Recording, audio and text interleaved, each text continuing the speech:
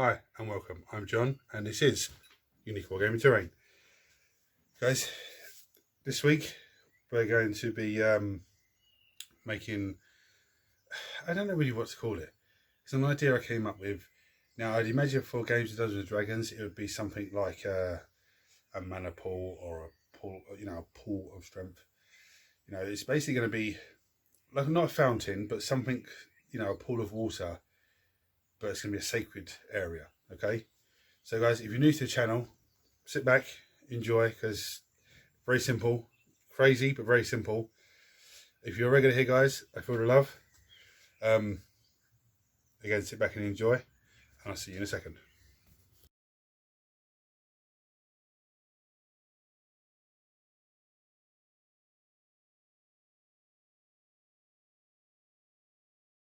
Right, guys, before I get back to business, some quick little jump in and just something I forgot to say last video. Now with this chemical works that we built last time, with this pipe, when I put this pipe on and I hot glued it both ends, it was brilliant white, and it looked really good compared to the darkness of everything else, but it was too bright, too clean. And so what I done was, I forgot to mention it last video, so I'm going to mention it now. When I was painting this, as you see, I still haven't put no bit of copper on it yet. I'm still debating that. But when I was painting this, I had some paint left on the paper. So what I done was I watered it down with a very wet brush, and I went over the top of this. So as you can see, it's like silvery white. Okay, so the silver actually went into little nooks and crannies and gave a really dark appearance. So I thought I'd just let you guys know about that. Now, what we're going to need this week, if I hold it in my hand, the lid. Now this lid comes from your pot of filler mix. Okay, that's all that is, that lid. This is going to form the basis of our pool. Okay, and some of you are regular here, you would have seen, or if you're new to the channel and had to look at a few other videos, you would have seen on the massive 40k / kill team board, I made some of these into easy blast creators. Okay, I gave you a few other options with them, but this, basic. We're going to be doing something very similar today. Okay, so we'll need something like that. Now if you're playing Dungeons and Dragons and you want to put this into a dungeon tile, okay, you need to work out, I would imagine it's a 4x4 grid. Okay, 4" by 4" for that to sit nicely. But then when I do the other bits to it, you're going to have to work out how big that's going to be. It could probably end up like 6x6 or something like that. But if you're using this for a piece of scat terrain for fantasy, you just need to base it as normal and away you go. If you're using it for games of Warcry and stuff like that, again, just base it and away you go. If you're going to use it for D&D, but not for a dungeon area, but for like an outside area, again, you can just base it and away you go. Okay, so that's simple, guys. Right, guys, I'll see you in a second. Right, guys, so what I've done is hot glue it to the base. Okay, just cut a big massive base for a hot glue to it. The reason I cut a big massive base is because I'm going to cut strips of this and I'm going to cut and sculpt them, not to make crystals or nothing like that, but just to make sort of an archway coming over the top to look like claws, coming over the top of it. That's what I'm going for. So guys, I'll see you in a second. Right guys, so what I've done is I've just cut some strips off of it. Okay, so what I'm going to do now, I'm going to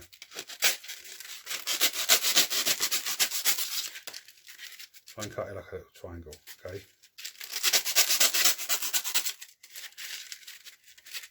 and I'm going to come into this bit and try and curve it around a little bit.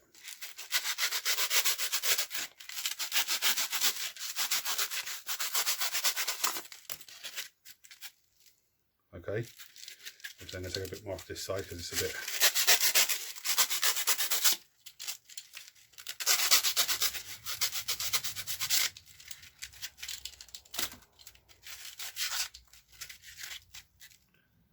There we have it. Now there's a hole there. There's a hole there that I'm not too happy with, but that's not a big issue. Okay. Trim the bottom. Try and make it as flat as possible.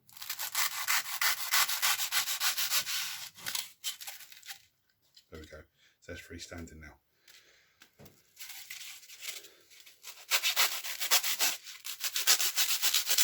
Again, So I'm cutting this as a triangle, okay? Then cutting the sort of arch bit. Gives you a nice little, okay? And cut a bit more off.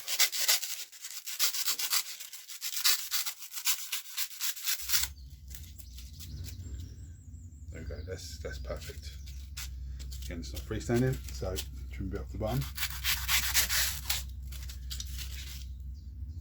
So there's 2 more that I've got here to do.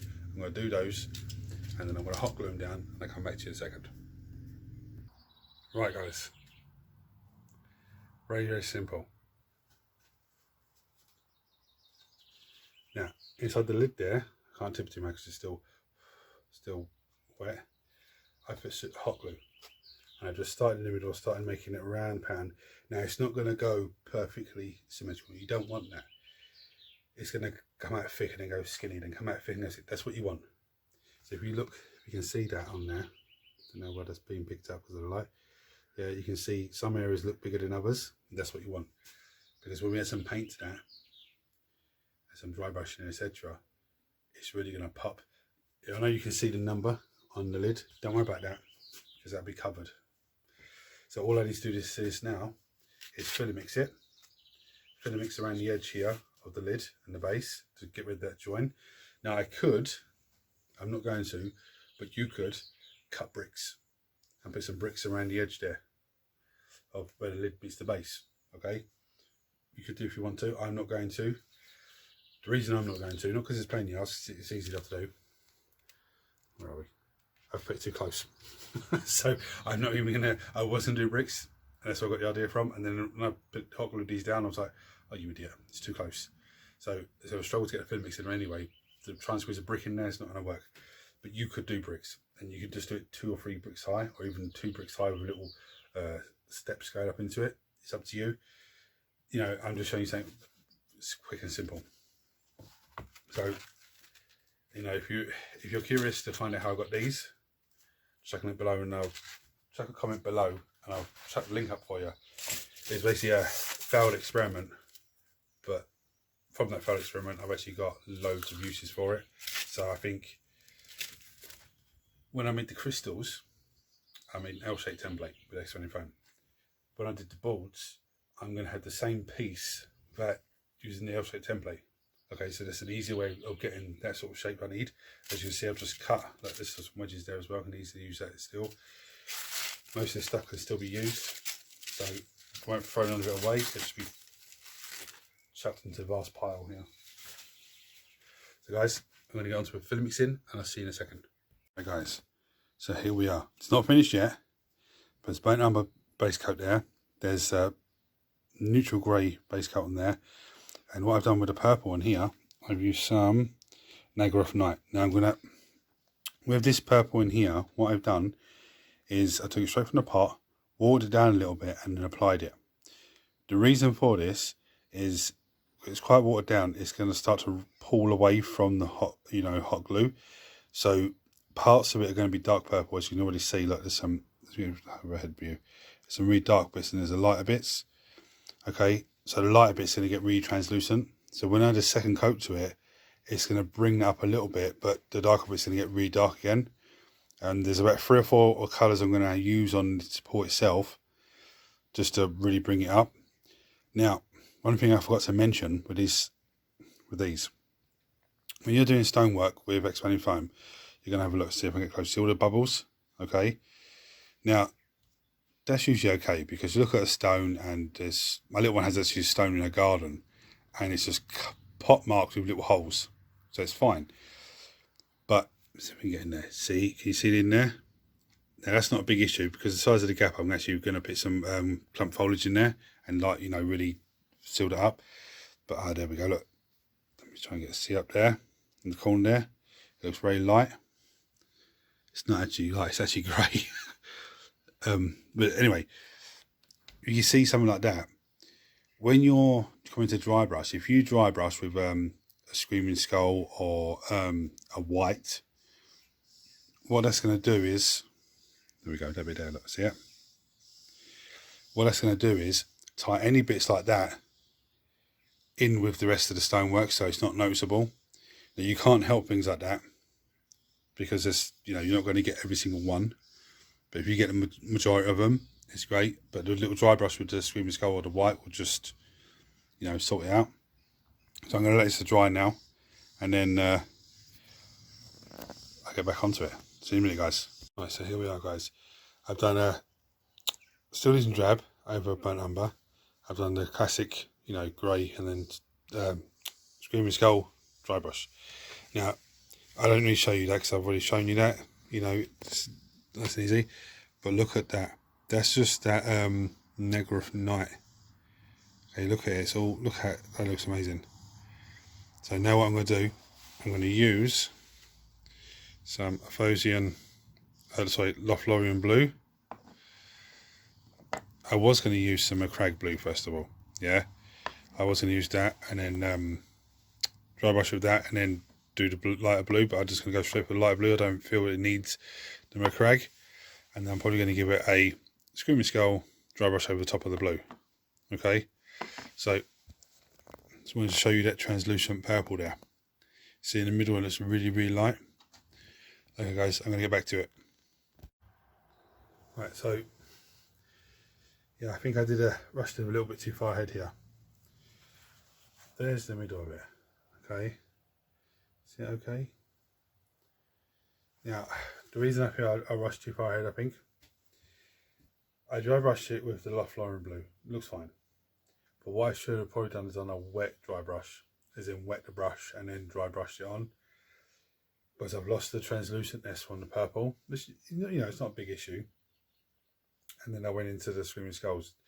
But I done the Lothlorien blue one way, Screaming Skull the opposite way. Just to give it different contrast and stuff like that. So, I mean, it looks okay. The light reflecting off of it. Yeah, this looks okay. Just, it's.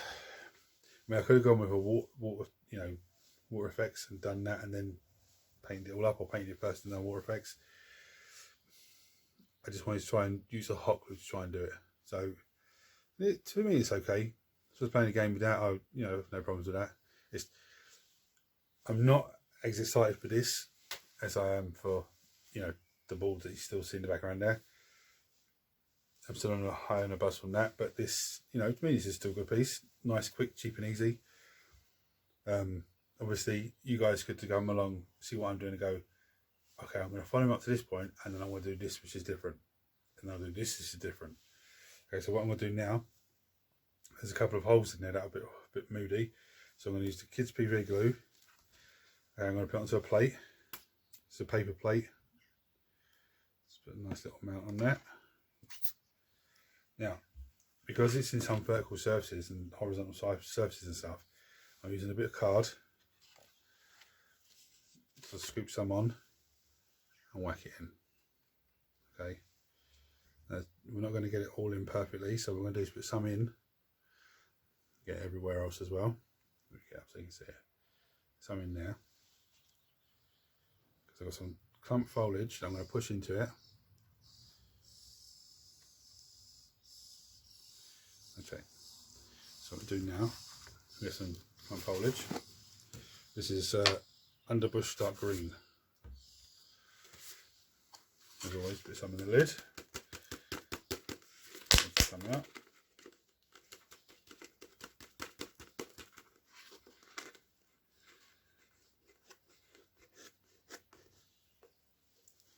Right. Then what we're going to do, step back so you can see what I'm doing. I'm going to take some clump foliage, pinch in my hand, and I'm going to push it into the gap. Okay.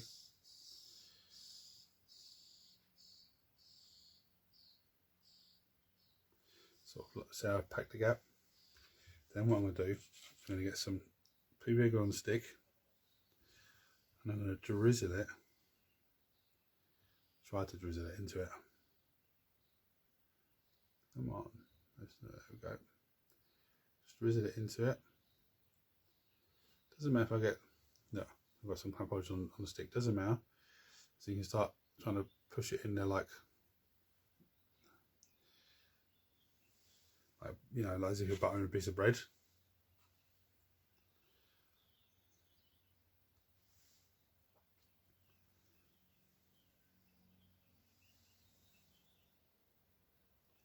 So then just letting it drizzle into there. I'm trying to cake all of the, as much of the clump foliage in that gap as possible. Right, then what you do is you get a little bit more, okay, and you put it on there, but you start pushing it in with your finger. Okay, and this clump foliage is really wet, which is what I want. Get some more, and as you're pushing the dry stuff into it, it should start to push some more of the wet out. Because if you see a hole in a wall, or in stonework, and there's a plant growing from it, it's grown from the inside and it grows out and just bursts everywhere. Let's try and get this a bit more in there.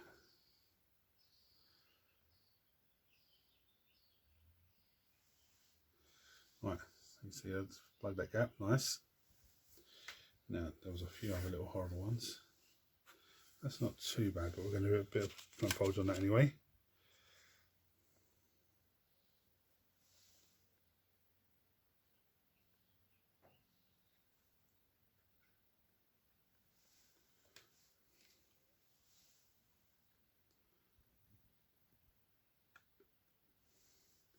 Because this one isn't so bad or so deep, we don't have to follow the same technique. We just pack it in there nice.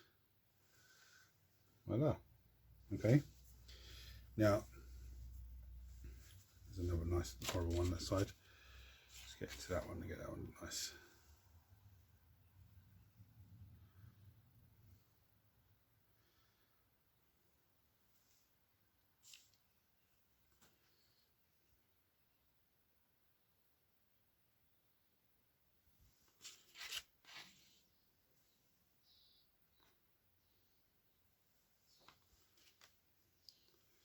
Those of you that have had that are veterans at, you know, wargaming, and you've had old models that have the slot base, and when you come to PVA glue the slot base, you have to try and work the PVA glue so it seals itself across the gap when it's wet. That's the same technique what I'm doing here. Okay, so you'll know exactly what that is.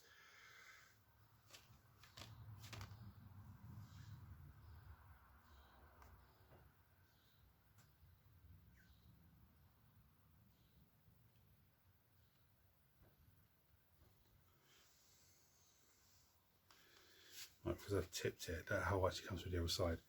So what I'm going to do now is get some clump foliage, push it up onto it, push it into the gap.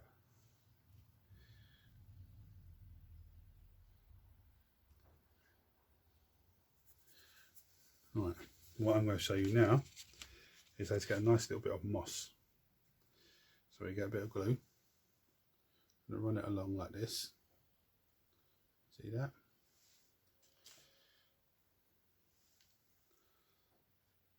And moss usually spreads, but it does like to grow in a straight line, or not a straight line, but like a sort of direct path. So what I'm going to do now is get some clump foliage in my hand, okay? I'm just going to roll it.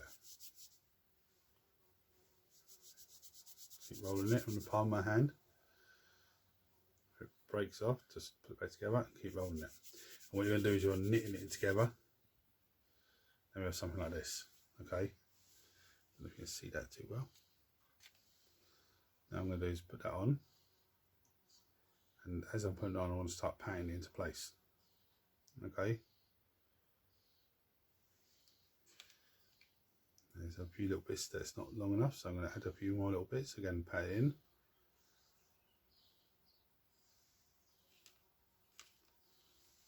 Bumble fly around here, and hear them buzzing around.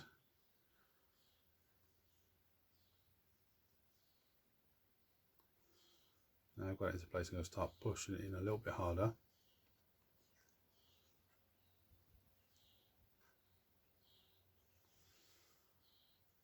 Okay, see that? Face that way so it doesn't zoom on me. This is simple. So if you want to cover the whole thing, and you can do it that way, so you still got stone coming through, but you've got the other way to do it. It's a little sneaky way. Get yourself some baling twine, okay? some thin baling twine, and you just cut bits off and glue it. And you, as it's same way I've done that, you glue down. You glue the baling twine in the middle, and you get your bit of flock, and you glue it either side, going up and down the baling twine. So you'll see bits of the baling twine, you see the stone, and you'll see bits of flock as well. And they literally look like, like that bad boy coming through there. Right, that's that. Now I've got a little bit of flock left in here, some PVA glue here. I'm just going to put some around the bottom here, just to get that out of the way, because it was a bit. It's not. I should have gone for stonework at the bottom. That's what I should have done. Some stone. I thought about it and I thought, no, I'll just leave it as it is. It looks fine. And it's only afterwards I thought, actually, I should have done some stonework there. And what I'm going to do, because I couldn't get into that little bit over there, because I glued it too close to the magical portal. So that's why I'm using a stick, because there's no way I'd be able to get my finger in to that gap there. Okay, so now what I do, in the flock, clump foliage that I have left, put it into place, tap it in.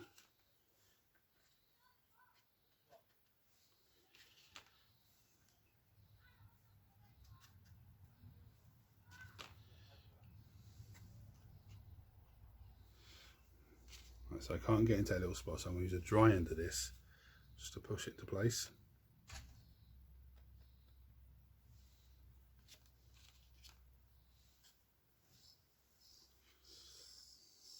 That's one thing with me.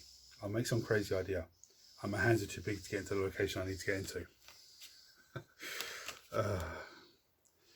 That's when we have to improvise and use mad little tools to get us into there. Right, this last bit of glue up, drip it onto it.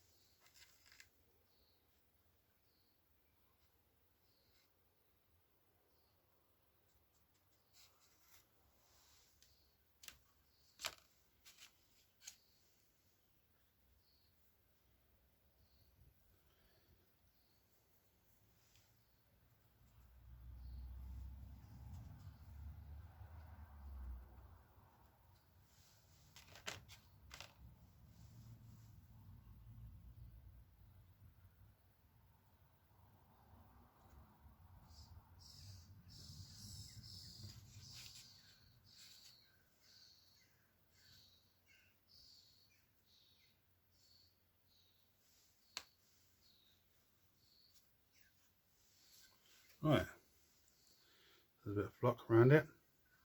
Any bits of PVA glue are going to dry clear. So what do you guys think? So guys, it's nice. I'm happy with that. If you like this video, please hit like, share, subscribe, turn on your notifications. The next one I'm going for is a graveyard. So guys, I'll see you next week.